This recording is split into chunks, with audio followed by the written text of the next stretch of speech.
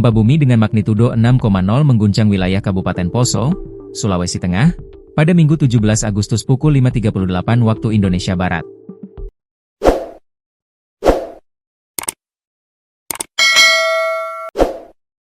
Adapun pusat gempa berada di darat pada koordinat 1,30 ls dan 120,62 bt dengan kedalaman 10 km. Jika dihitung berdasarkan jarak, epicenter gempa tercatat berada di 18 km barat Laut Poso, 82 km timur Laut Sigi, 89 km barat Laut Morowali Utara, 93 km tenggara Kota Palu, dan 1625 km timur Laut Jakarta. Gempa bumi itu dipastikan tidak berpotensi tsunami. Sebagian besar warga di wilayah Kecamatan Poso Pesisir seperti Desa Masani, Tokorondo, Towu, Pinedapa, Tangkura dan Lape merasakan dampak guncangan. Di Kabupaten Poso, gempa dirasakan kuat selama kurang lebih 15 detik. Sebagian besar masyarakat berhamburan keluar rumah untuk mencari tempat aman.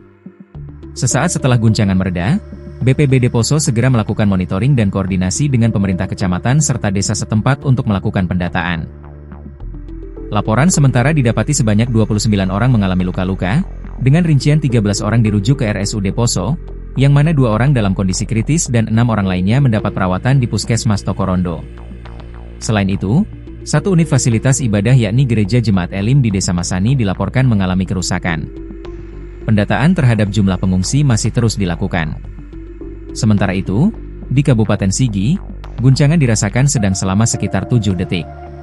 Masyarakat juga sempat keluar rumah, dan BPBD setempat melakukan langkah monitoring serta koordinasi dengan aparat setempat.